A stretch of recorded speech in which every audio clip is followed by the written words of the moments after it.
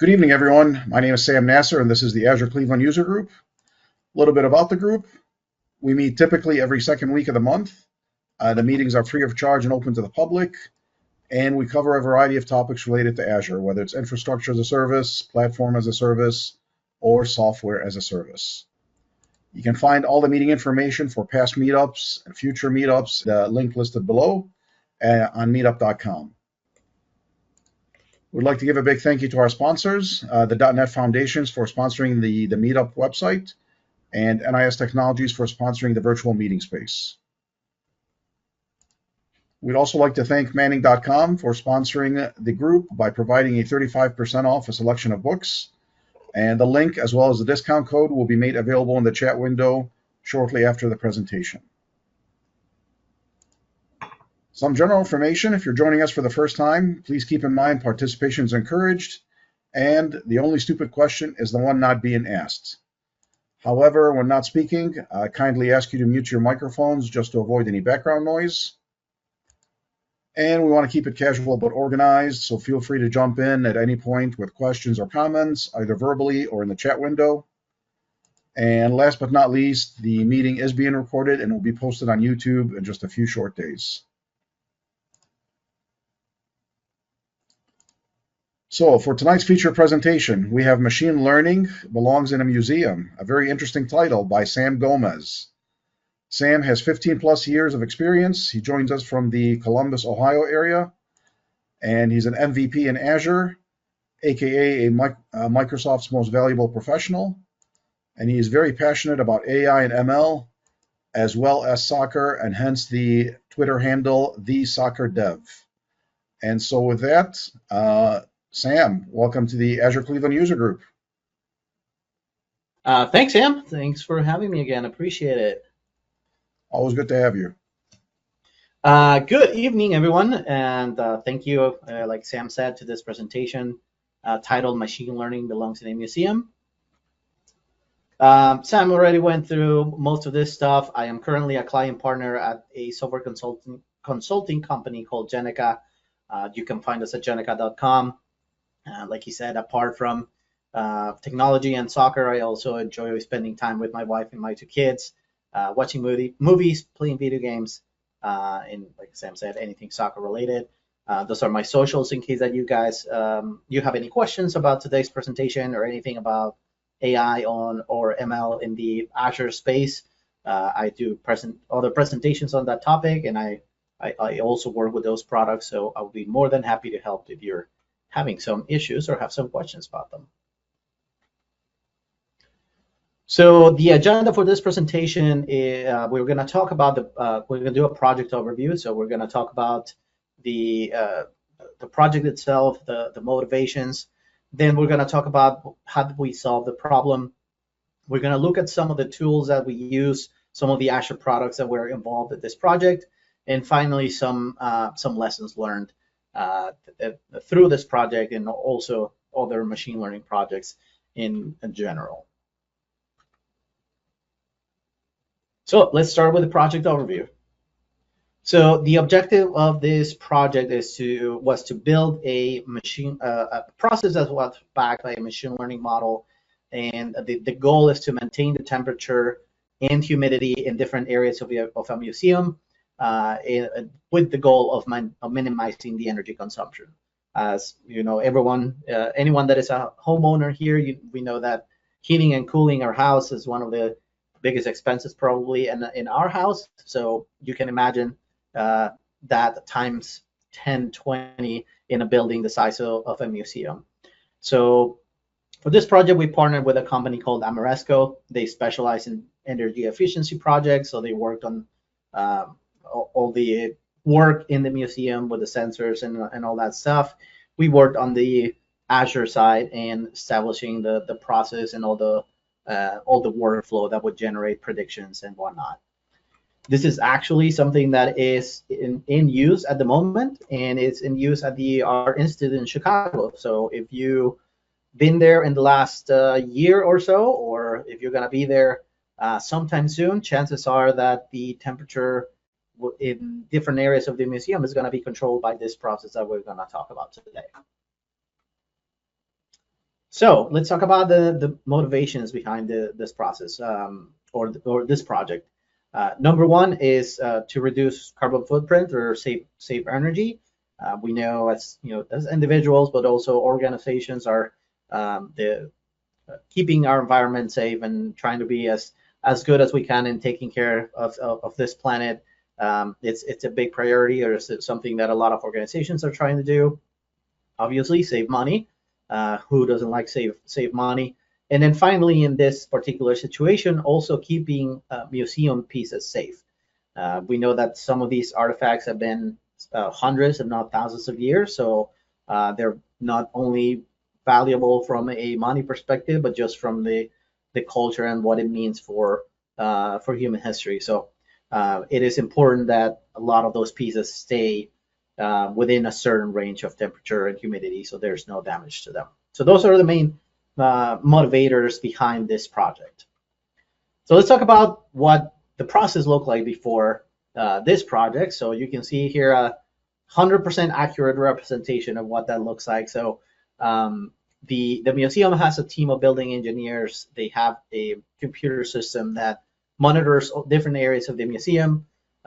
Fortunately, nobody is in danger from this process, but they just make sure that if there's an area that is outside of a particular threshold, they just reduce the temperature to 58 degrees. They've determined that that is that was the safest temperature or a safe temperature to return to. So that's usually the process whenever they saw something that was outside of a particular range. So this is a screenshot of the system that they monitor in that office or in that area where the building engineers work. And this is a screenshot of a piece of equipment called an air handler. So as you can see, it's very similar to the vents that you have around your house, except that this piece of equipment can cool the air, can warm the air, but it can also add humidity, remove humidity. It can bring air from the outside as well to cool a particular space and just keep the air circulating. So the value that we are trying to predict, or the value that we're trying to control, is this return air temperature that you see here. So that's what we are trying to predict in this process, and then everything else, is related to that. You can see here there's other measurements that they can keep an eye on in case that they need to take some action, whether it's shutting down a particular piece of the museum, or if they have to do some repairs. This is where this is what everything happens. So this is where they keep control of that. Now, you might be wondering, if they have a system like that, can they build some logic into it? Can they program something into it that will do what the new process was trying to do? And the answer is yes, but only in a more traditional programming sense. So basically, it would have been a bunch of if statements. And I know that there's a joke that machine learning is just a bunch of if statements. And yes, a decision tree is a bunch of if statements, but that's something that's generated automatically. It's not something that you have to program every if statement. And when you deal with something like weather or temperature that is changing constantly, or that can be changed by just a little bit or just a small condition, it's going to be very difficult to maintain, I don't know, hundreds or tens or hundreds of if statements that you might have to account for every single condition that could happen in a room. So it's not really feasible, it's not really maintainable. So that's why a machine learning model is needed in this case. So there's a few things or a few terms that I'm going to be using throughout this presentation. Just want to go through those real quick so that you know sort of what I'm talking about. So discharge air temperature, that is the temperature that is coming out of the temperature in the air that is coming out of the vents. So same thing in your house, you have your vents. The air that is coming out of those vents, it has a certain temperature. It also has a certain humidity. So that's the discharge air humidity, the humidity inside contained within that air. And then finally, the humidity in the room itself. So those are things that I'm going to be saying a lot throughout this presentation. And I just wanted to make sure that I just mentioned them real quick. Feel free to ask questions at any point in time. about anything that I talk about. But that's it for a project overview. So let's take a look at the steps that we took in order to solve this problem. So the first thing that we had to do, we came on board when the process was, or the project was already ongoing. There was already a sort of a pilot with 5 air handlers, so 5 areas of the museum that were used as guinea pigs for this first phase. So our first task was to evaluate the existing process, see if we could reuse any of it to kind of save time, because it was starting to get to that point where the project was starting to or at risk of falling behind. So this is what the process looked at that point in time. We have a third-party piece of software called EC Edge, which is used as a bridge between the sensors in the museum, in the building, and an Azure IoT Hub instance. That data is coming in JSON format, so what's being stored in blob storage. Then we had machine learning compute that was running 24/7 and was taking data from this blob storage and making predictions. When the prediction was made, it was just dumped in another blob storage. There was an Azure function that was monitoring this blob storage container, and when it detected that there was something in there, it would send it back to the Azure IoT Hub, and then that prediction would make it back to the building. So we were also, or at that point, the prediction was also being archived just in case that they had to get back that data. But the most interesting part of this process, and the reason why we had to take a different approach, was here. So what was happening inside that compute is that every 15 minutes, it was going to this blob storage and getting the last 90 days of data and training a model to make a prediction. So if you have any sort of familiarity with machine learning, you will know that in this kind of problem, that is not something that you have to do. You don't have to train your model every 15 minutes. That is just not something that you need to do at all. And the other problem is that because they were basically using that as a database, the cost of that blob storage, of having that data accessed so often, it was starting to skyrocket because it was 15 minutes times 5, and we wanted to expand this to other areas of the museum. So that is something that we just could not have. So the most important part of the process is the only part that we could not reuse at that point. So we had to go back to the drawing board, and we used that opportunity to figure out what else needed to be improved. Other small wins that we could set up to make this process more efficient, to provide more information about what was happening every time that the process ran. Because that's the other thing of that compute. It was a black box because you couldn't really access logs really easily. So some of the things that we had to do, obviously, we needed a better model. We needed a model that was not trying to train, or a process that wasn't trying to train a model every 15 minutes. And we needed something that was also returning better predictions. We also needed separate processes for each air handler. So there's areas in the museum that are not used all the time. There might be used for special exhibits, or there might be some maintenance in that particular area of the museum. So we don't need to have this process because chances are there's not going to be any art in there, and the temperature doesn't need to be controlled as tight as other areas of the museum. So we need to have that capability of turning on and off different areas of the museum. Hey, Sam? We also need, yeah. Sorry, if I may interrupt you. Sure. Quick question. I understand that you mentioned that the model was being trained every so often for the last 90 days, and obviously that was a mistake, but what was the original thought behind it? Or was it truly a mistake from the get-go? Unfortunately, that it's something that we don't know, because there was another company working on this, and we couldn't really figure out. They were not in the picture at this stage, so we couldn't figure out, or we didn't know why they took that approach. I think it might have something to do with the model that they chose, which was like a different forecast model. But yeah, it made absolutely no sense once you just had to look at it once and just see how it was working, that it didn't really make any sense at all. Understandable. And I don't know if you're able to disclose this, but I'm curious, what framework or model was being used for this? I can't remember what forecast model they were using for this. I owe you that answer, Sam. I have it written in a note somewhere, No but worries. yeah, I don't know what it was used for the original. For the for our work, we actually used Azure Machine Learning Studio, and I'm gonna do I have a quick video of a process in later in the presentation. Okay, very good. Thank you. Yeah. Okay, so any other questions before I continue? All right, so I already mentioned separate processes for each air handler. We also need to increase the temperature gradually.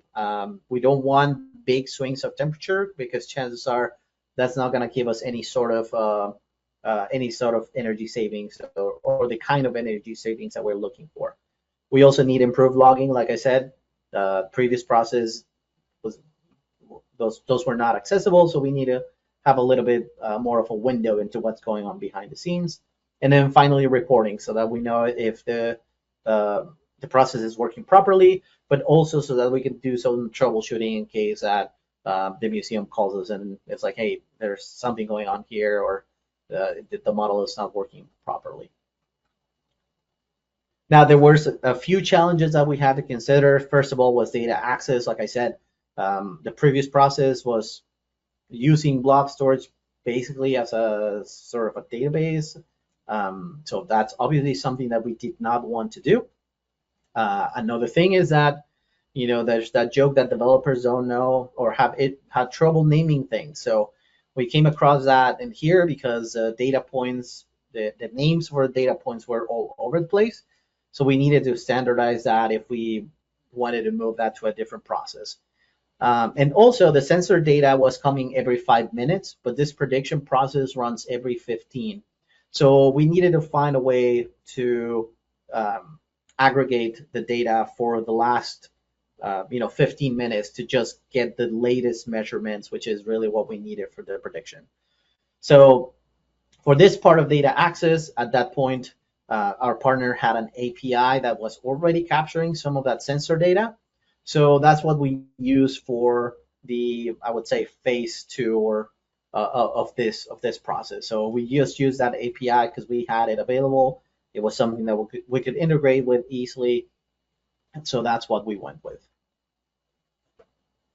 All right, so as far as improved models go, we know, I already said that the previous model was not working properly. It was only taking into consideration, I believe, CO2 and I think it's humidity. So there was only two features that it was using when there were a lot more that were involved in this process. So the first thing is that we try to use more of the features that were available to us. And what we're trying to do is we're trying to take all these features, or what we try to do first, take these features and predict the discharge air temperature value. So the temperature in the air that is going to keep the conditions within the space. Now, the big challenge with this, or the reason why this approach didn't work at first, is that if you remember, the default behavior in the manual process was if the temperature went outside the threshold, it was reduced or it was changed to 58 degrees. So a lot of our training data, a lot of the data in there had discharge air temperature values around 58 degrees. So we knew going in with this approach that there were going to be some challenges. So what we tried to do is we tried to do the prediction, to train the model, get the prediction, and use some calculation to tweak that value a little bit to see if we could get to better values and we could use that new data to do another retraining and eventually get to the sort of values, the sort of temperatures that we were looking for. Unfortunately, like I said, one of the things that we saw is that there were big temperature changes. Also, some of the features were not did not have as big of an impact as we thought initially, and it was still being too conservative. So because of the of what the data looked like, it was still not going up to like 70 degrees that we knew in certain conditions it could go up to 70 degrees.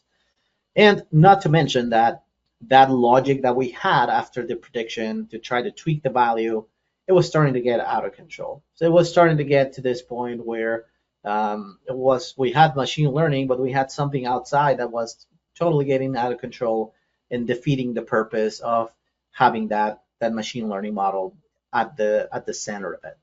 So we had to go back to the drawing board, and the next step, or the next thing that we did, is we looked at the humidity. That's the other thing that we are trying to control. We're trying to make sure that the humidity in an area of the museum, in a room, stays within a certain threshold.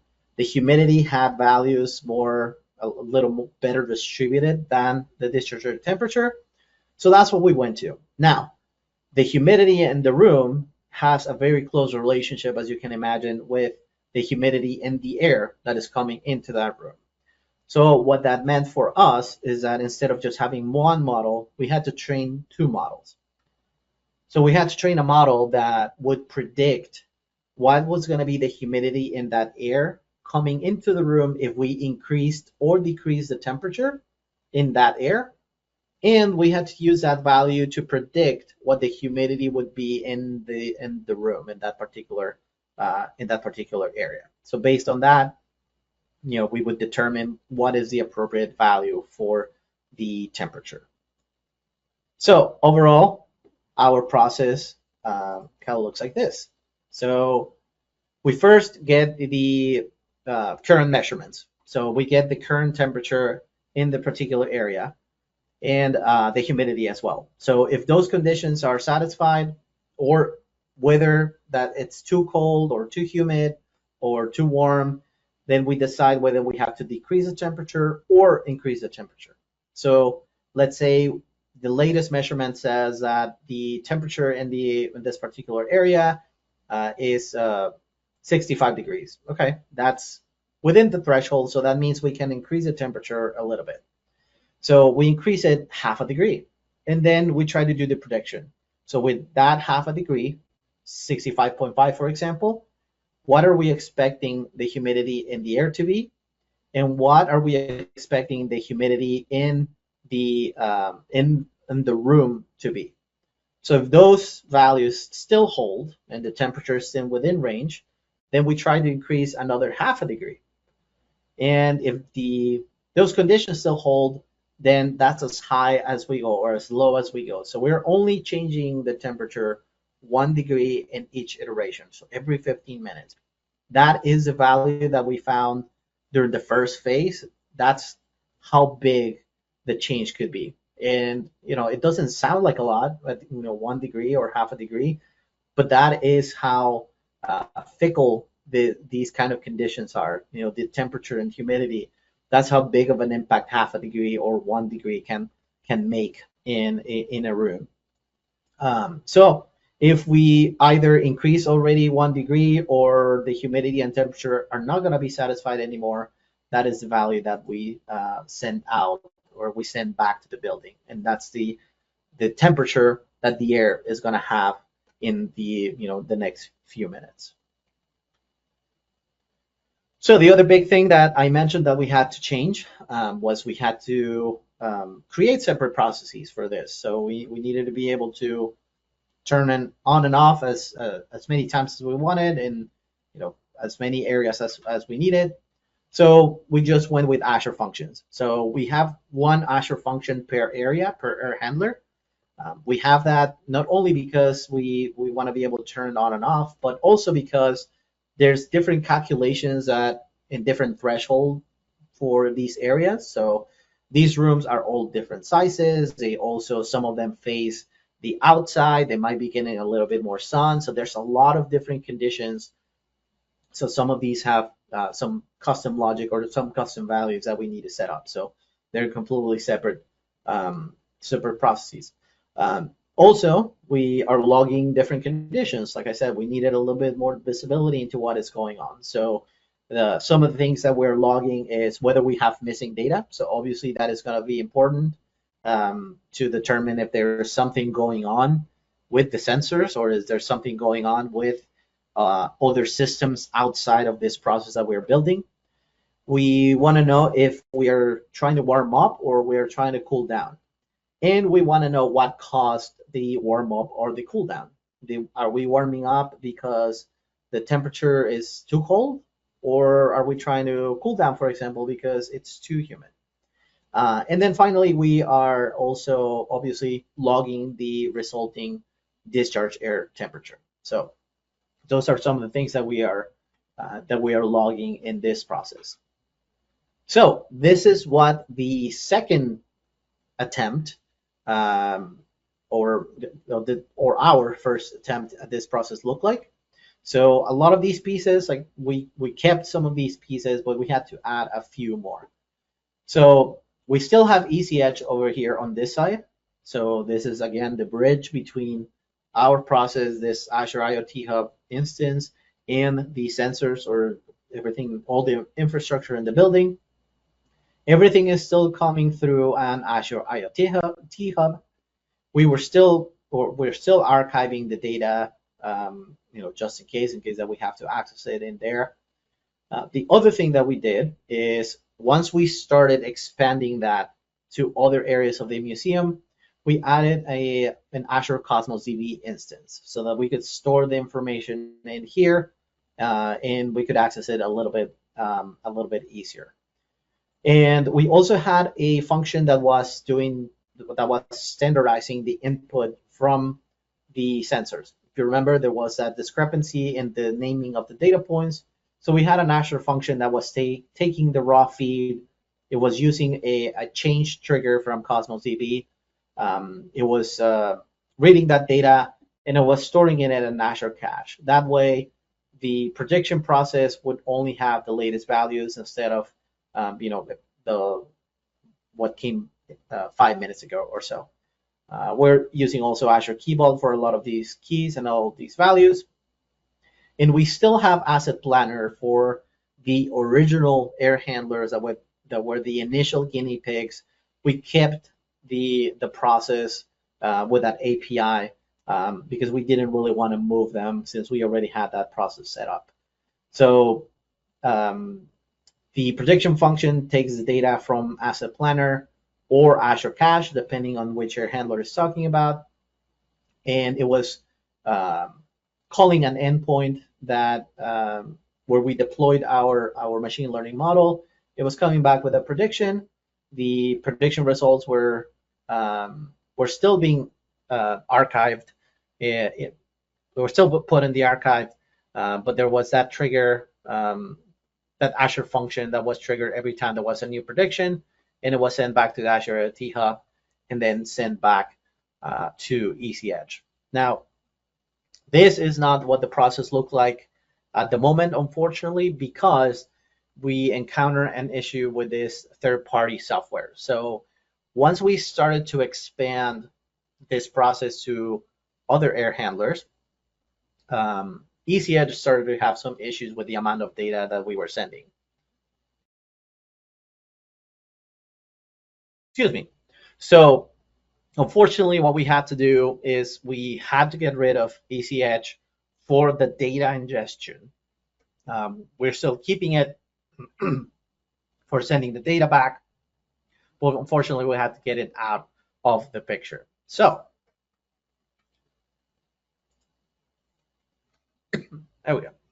So what the process looks like now is we had to get rid of a part of that process. Now we're just going straight into that API. It's called Asset Planner. So all the sensor data is coming from there. The rest of the stuff is pretty much the same. We have the prediction function. Excuse me. That's going to it's calling the machine learning model API. It's generating the prediction results, and we're sending it back to ECH.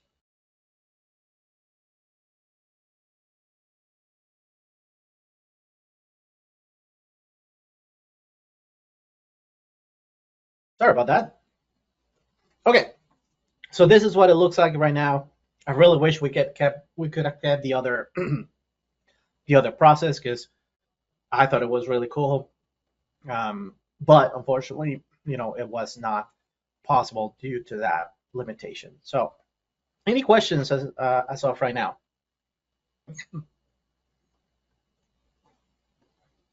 All right. So this is some data just so that you can have an idea of how the process is performing. This is one of the air handlers. This is data from last year when we did the first analysis to see how it was performing. This is how many hours this process was run. So it's not running 100%. The building engineers have the ability to turn the process off and just do the monitoring manually. They sometimes have to do that if they see that there's something that is going on or that it's constantly generating wrong predictions. But you can see here that it was, in this case, in October, it was on 80% of the time, and the humidity was satisfied during that 80%, 99.7% of the time. So pretty good performance for like a first try or a first run. Same thing with November. The percentage increased a little bit, and the humidity was satisfied about the same amount, the same percentage. Dropped a little bit in December. It's a little bit trickier, but still a pretty good performance, like I said, for a first run of the model. So this graph shows the discharge air temperature. So you can see here, it is around the 60 degree, 58 degree mark that I talked about. And once we turn the process on, you can see that it's all over the place. That is what we want to see, because we want to see it react to different changes in temperature and humidity within the museum. And this is the temperature versus the operating cost. So down here again, we have the temperature hovering around like the 58 degrees. Obviously, the lower the temperature, the higher the cost, because it means that you're probably cooling the air or you have some sort of machinery working. And you can see once we turn it on, right here, the temperature increases, operating cost comes down, which is exactly what we want to see. And again, you see a little bit more variability on this side versus when the model or the process is not running. This is that temperature versus the energy usage. So again, you have a cluster here when the process is not running because it's around the same temperature. And then these curves based on once the model is on these curves, you have these two sort of clusters, because one is when it's occupied versus unoccupied, the conditions are different. So that's why you see those two groupings in green, sort of a little bit different. This is another area of the museum. Again, you see this one perform a little bit better. It also dropped in December, but the humidity was satisfied a pretty good amount of time, and it looked like this one was actually on longer or more often than the other one. So again, this is an example of just because these two areas might be the same or very similar, the conditions are completely different. The performance is also probably going to be completely different. Same thing with the temperature graph. So you see the same thing over here.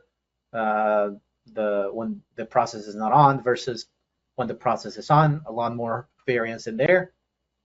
Same thing with the operating costs, around 58 degrees here.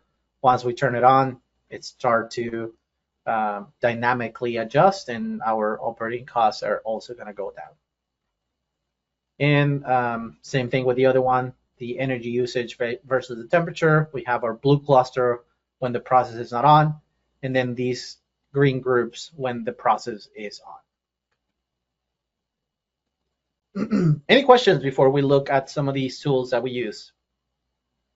I have something. It might be something you've already spoken to, and if so, I apologize.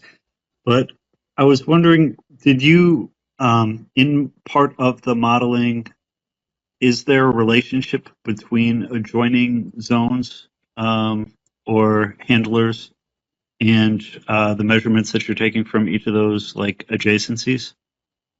Yes, we did see that in certain situations and in certain areas, the temperature or what was happening in one area was affecting the other. That is not something that we took into consideration for the training and the creation of the model, but it's definitely something that we observed once the process was up and running and we were seeing these predictions. We noticed that there were certain areas that affected kind of each other, but we haven't had to make any adjustments to account for that yet. But this is actually a project that is kind of still ongoing, so we might have to account for that at one point. Thank you. Any other questions? All right.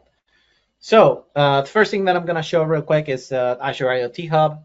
If you're working with sensors, this is probably an Azure product that you want to take a look at. The video that I'm going to show here is how you can configure your Azure IoT Hub to send data to Cosmos DB automatically. So in Azure IoT Hub, you have this message routing section.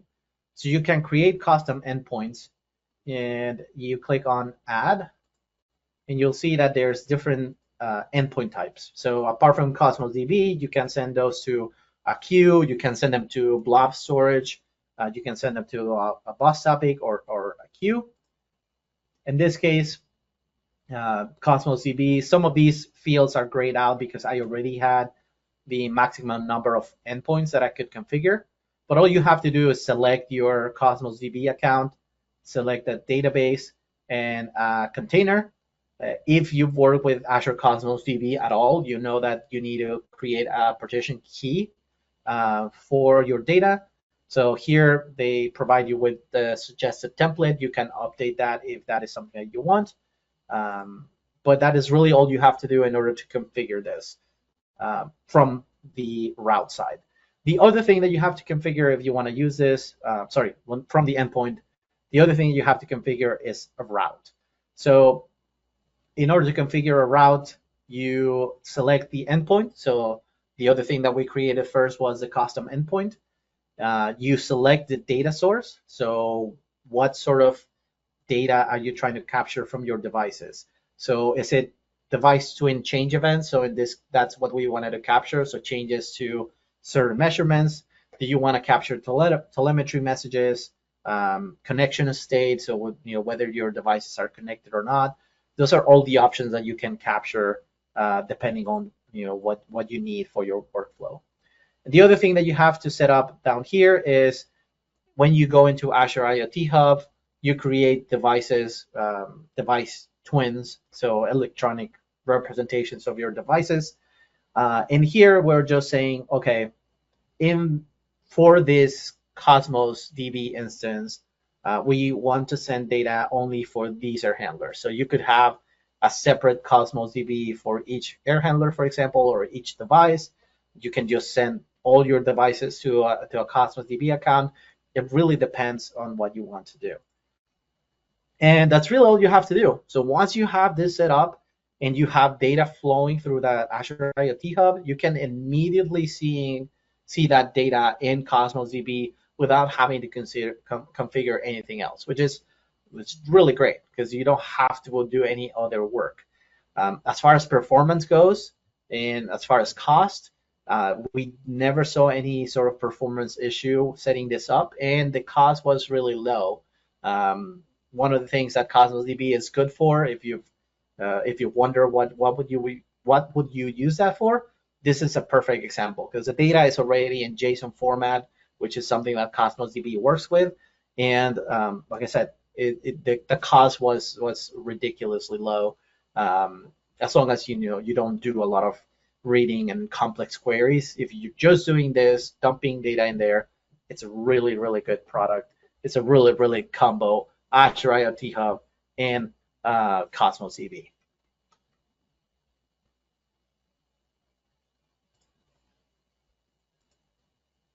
All right, the next product that we use, the next tool that we use is Azure Machine Learning Studio. So this is what we use to create a model, and this is an example of the things that you can do there. So there's a ton of things that you can see on this left-hand side. So you can do notebooks. There's something called automated ML, which is what you're going to see here.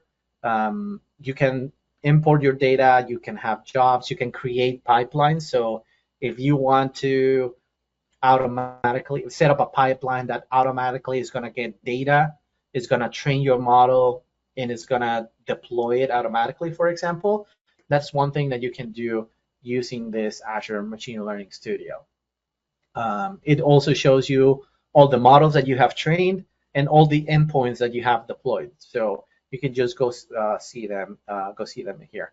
And then finally, you can create compute instances to do your training. If you need to do some manual training, that is something that you can just create a compute. Super cheap, obviously, if you don't have to do any complex training and you don't need GPUs. It's like something like 15 cents an hour or something like that. So another great thing that you can do with these computes is that you can set up an idle shutdown. So you can set up your job. If it's going to take an hour or 2 hours, you can set up this idle shutdown and say, okay, if you are idle for an hour, just shut down.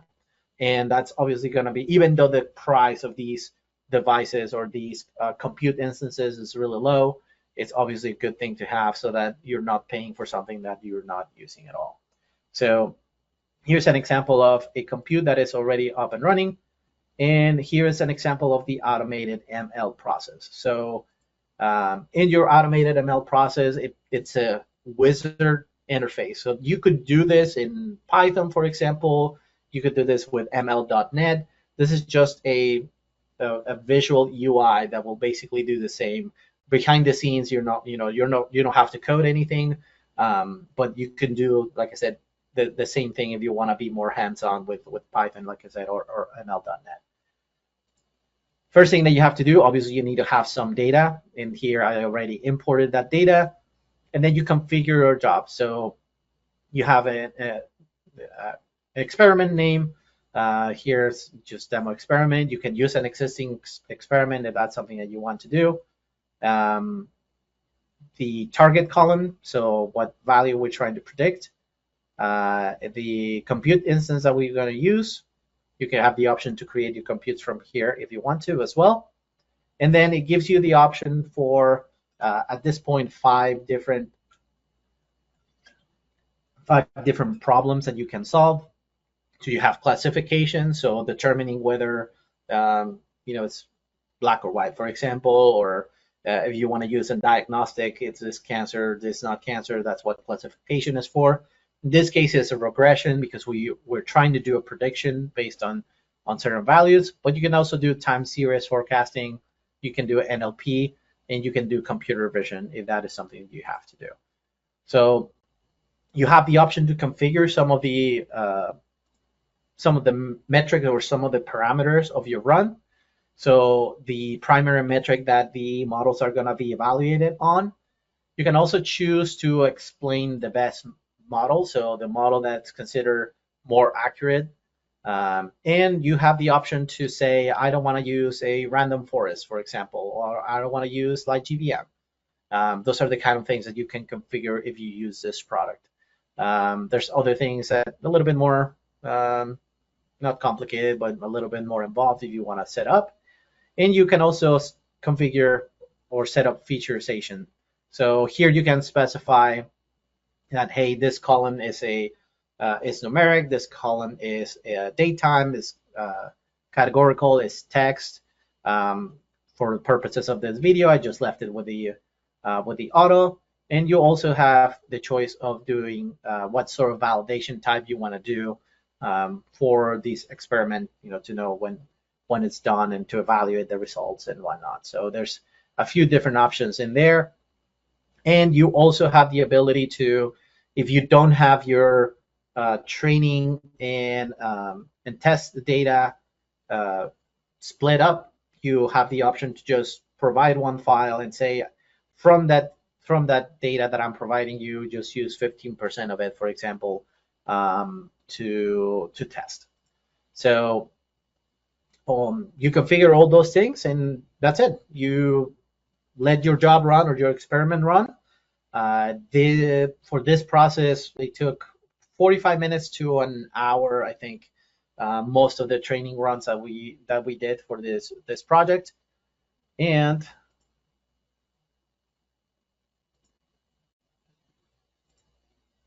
once you are done, you have the list of jobs that have completed, so you can go and drill down into them. So you have a bunch of different information in there about how long it took, the name of the experiment. You can go to the models and see these are all the models that were used for this particular example. You can see the R2 score. You would see a different, if you chose a different metric to evaluate, you would see that here instead. And here is where I said that option to explain the best model. This is where you would click and you can see the explanation. So basically what that is, it gives you access to a lot more metrics, a lot more graphs that show you things like the top features by importance. So which features based on this experiment have the most importance or influence the prediction more than the others. There's a ton of different metrics in here. If you're a data junkie and you like to analyze all these graphs and look at all these values, it provides you this level of detail if you want to get, if you need to get that involved or you need to troubleshoot your results, figure out why your model might not be returning the predictions that you are expecting. So you also have a bunch of logs that you can look at. Those are the files that are used to create those explanations and all those graphs. But it also gives you the output of the test file. So in here, you go into the test results, and then you go to the outputs and logs. You go to predictions. That's a CSV file that will show you this is the original value. This is a value that the model predicted. So you can also do some analysis on that data and figure out if this particular model that was trained in this particular experiment is going to be good enough for your use case or not.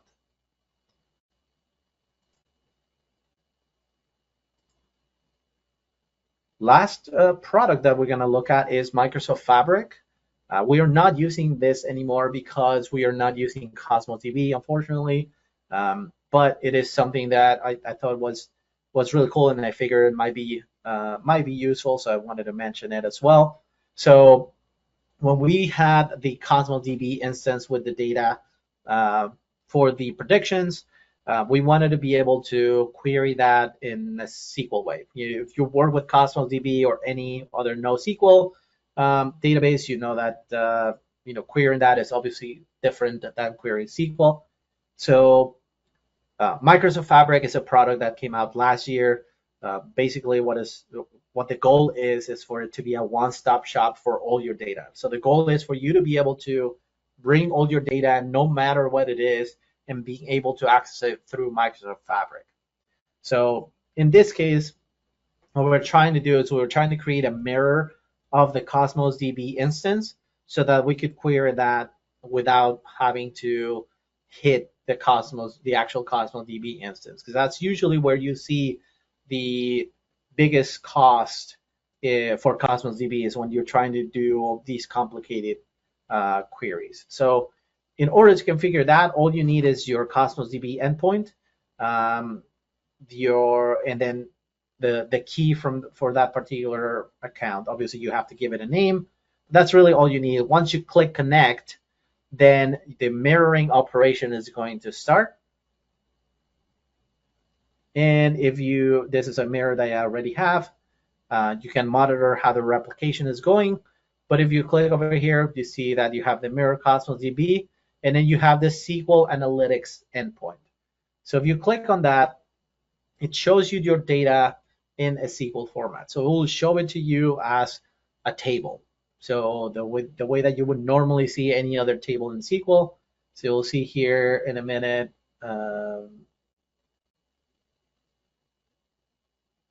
There we go. So it's loading data. You'll see that it is in a table format. It's not in a JSON format anymore. There is obviously a caveat that if you have these sort of data, so if you have nested objects, it's not going to be able to expand those or denormalize those and show them as a table. That's something that you would obviously have to do. But the rest of the fields are displayed, and you can query them the way that you would query any other SQL table. So let me fast forward it. You have I fumbled with the syntax a little bit there. The video. Come on, there you go. So that's an example of you're querying data from Cosmos DB, but you're querying it just with SQL syntax, and you're seeing it as a table as well. So pretty cool thing to do if that is something that you're wondering, if you have an option to access your Cosmos DB data in a different way.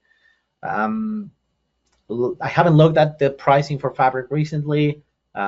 Still, it's a little bit on the pricier side the last time I looked at it, but it's definitely a really good option to have. They're adding a lot more features to it, so go check it out if this is something that you have to do.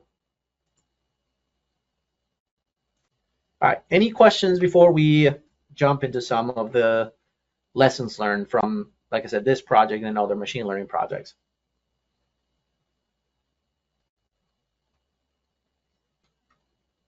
All right, so first let's take a look at the project timeline.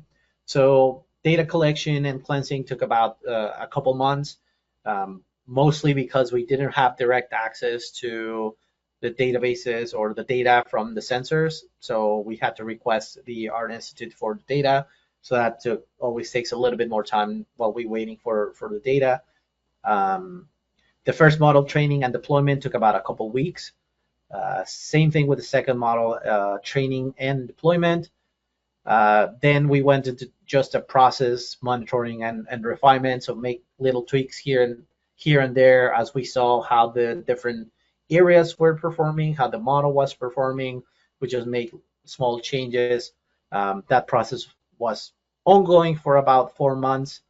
Then we went in and we added more areas to this process for about a month.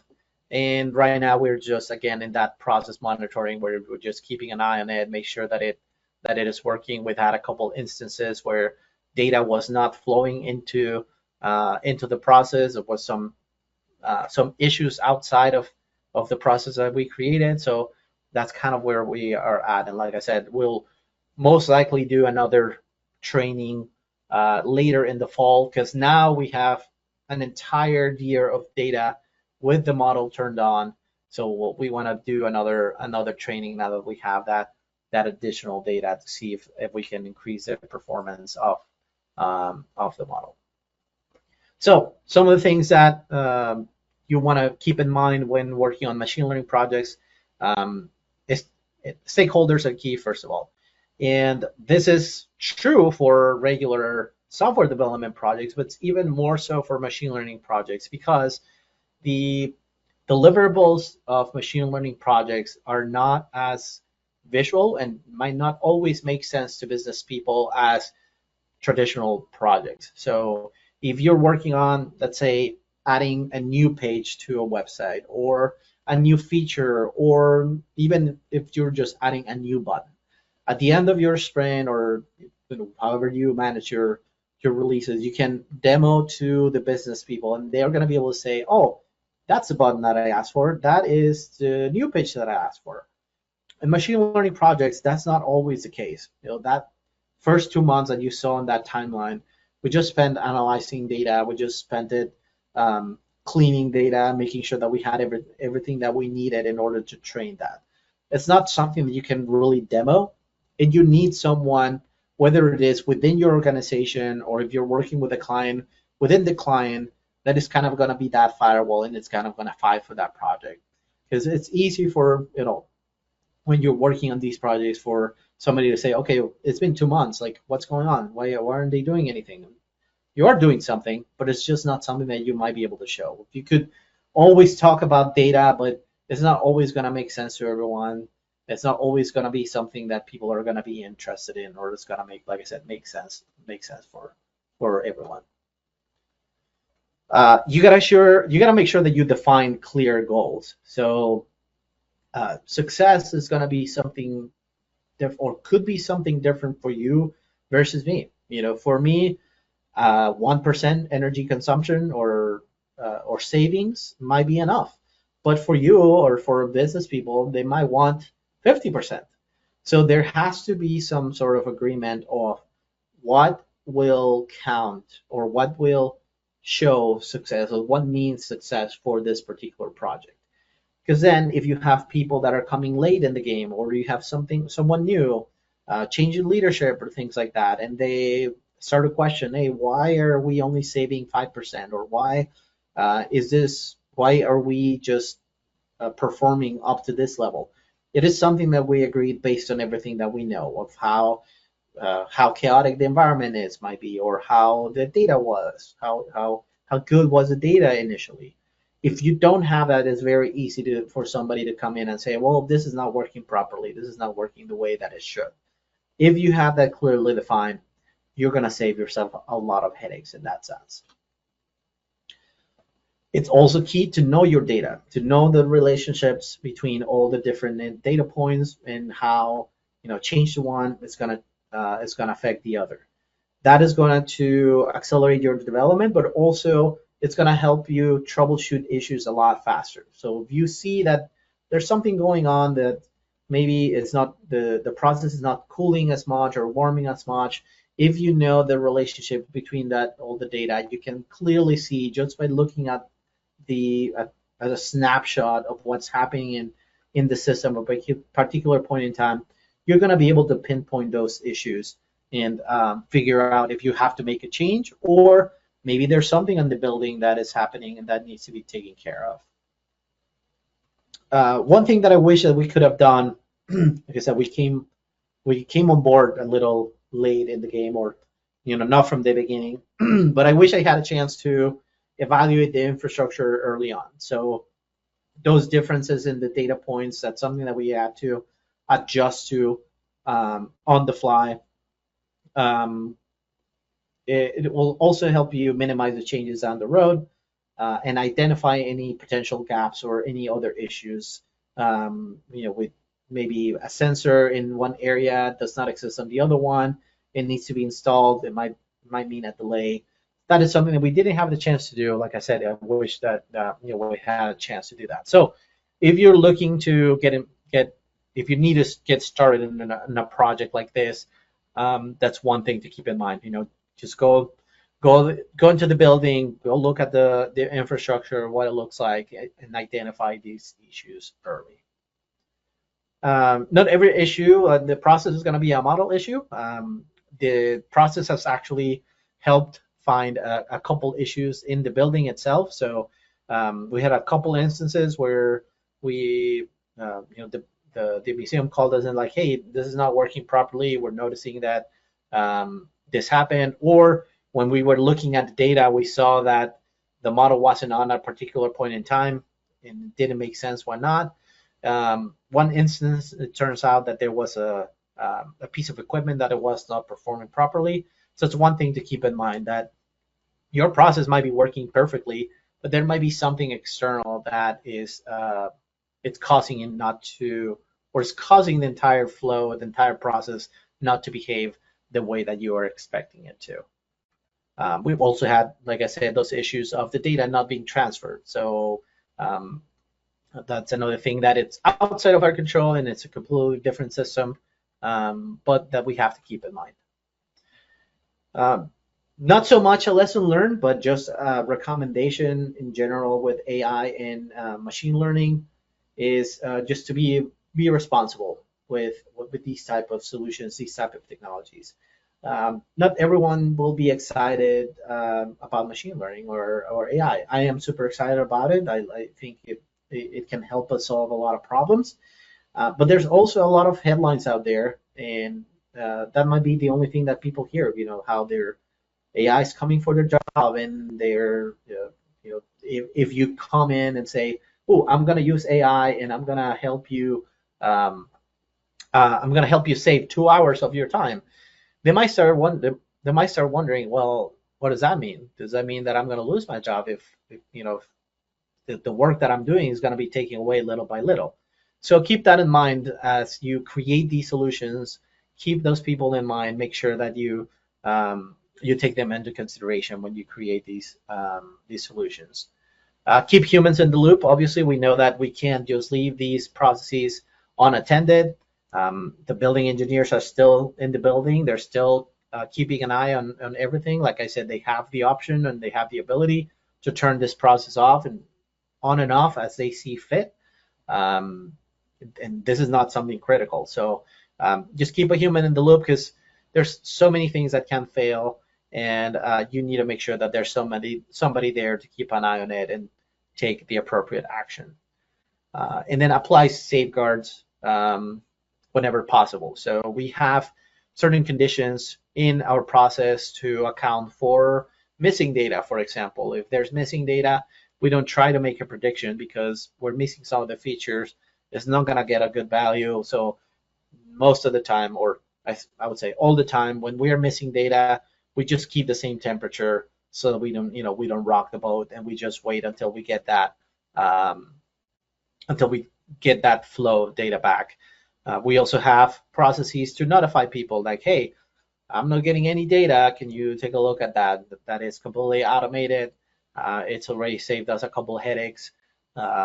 It's funny because when that CrowdStrike happened, a bunch of notifications went out for the process because obviously there was an issue with some of the some pieces of the flow. So make sure that you take into account things that can go wrong, and that you make decisions, or you have some sort of logic that takes care of those scenarios. Here are some links. I will share the presentation or link to the presentation in the meetup. But that's it for me. Those are my socials again. If you have any questions, or you want to chat more about the project, like I said, anything on AI in Azure, I'll be happy to connect. Excellent. Thanks, Sam. I want to give others a chance to ask any questions or make any comments before I jump in with a couple questions of my own. So open it up to the audience. Anyone has any questions? I do. How long do you keep data? And, when does data not become valuable anymore? Like, what's the life of data for the use that you're doing? So right now, as far as I know, and we're still keeping all the data that we've collected so far. I think some of the data, I would say probably if it's older than a year, it might not be valuable for us anymore, just because that data is with that manual process, and it's not our model was not involved at that point. So I think anything older than, in our case, anything older than a year or so is not something that we are going to look at all, unless it's for historical purposes. They might use that data for reports, or just to look and compare how was it working before versus how it's working now.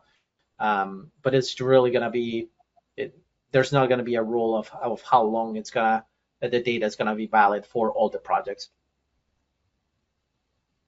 Okay, thank you.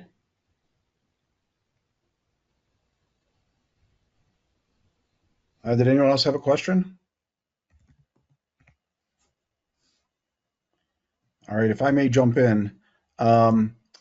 So this seems like it would be a difficult one as far as the deliverables to give to your client.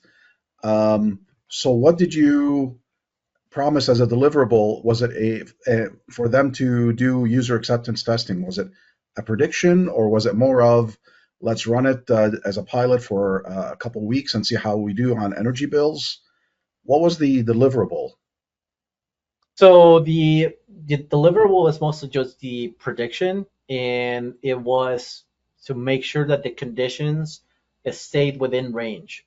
The energy savings part, that was more of a medium term goal, because that is not something that look at um, they could look at right away. Because they had to, one part or one thing that it's kind of tied to this project is that there's some rebates that the power companies sometimes give if you have this sort of process in place. So that's something completely outside of the technology itself. So really, the deliverable for us is just create this process that was going to generate these predictions, that was going to control the conditions without letting them get out of control or out of a certain range. That's really the goal, and that's what we were we had to deliver for the client or for the museum. I see. So the the user acceptance testing phase was basically them producing features and then you defining the prediction for those features. Yep.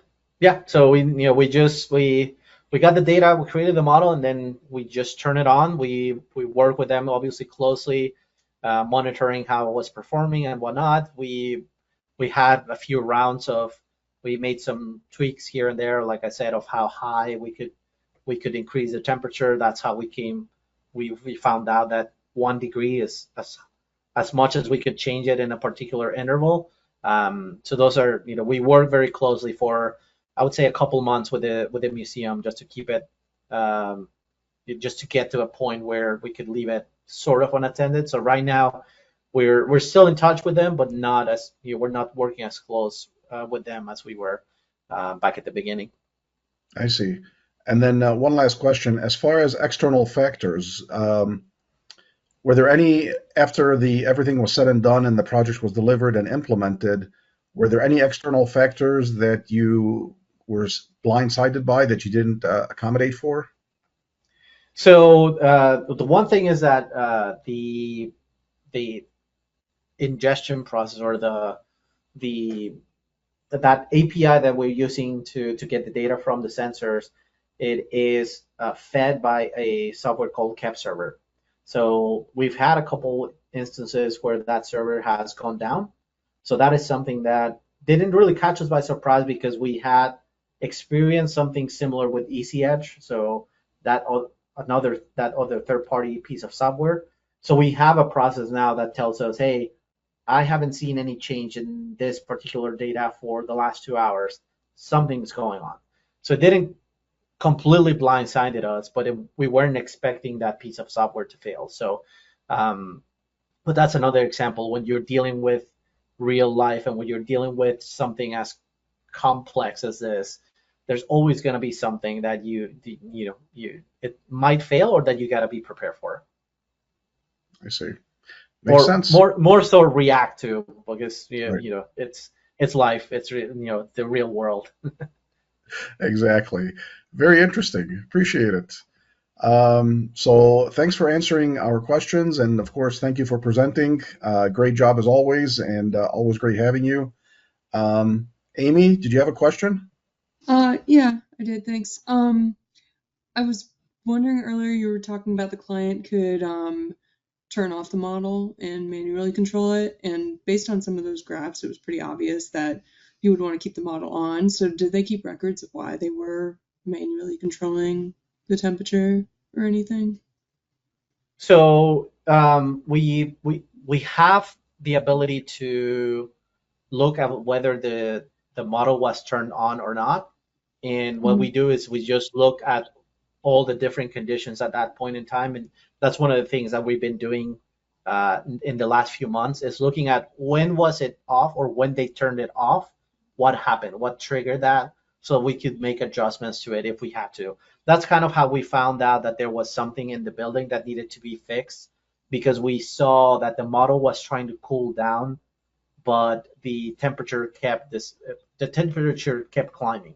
So we knew, so our process was trying to do the right thing, but the building itself, it wasn't happening in the building. So we have the ability, or we have visibility into all those things.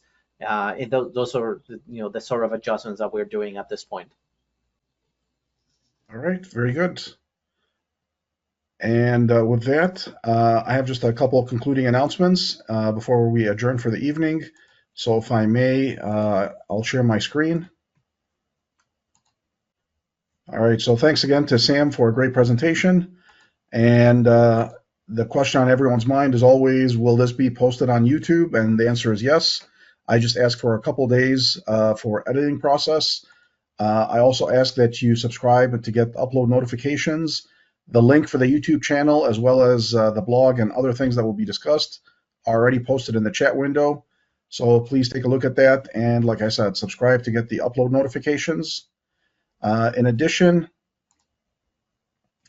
tech events will be posted on my blog, samnasser.blogspot.com, and you can subscribe to that as well.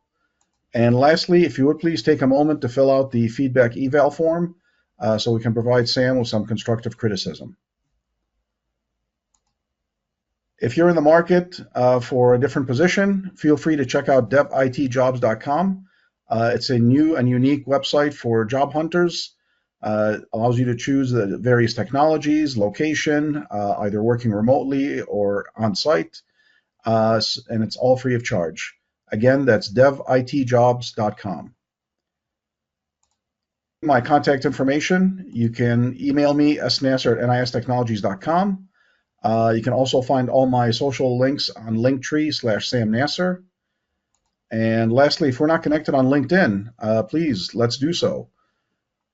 And so with that, thanks again to Sam Gomez, and thank you all for attending, and look forward to seeing you all next month. Good night, everyone.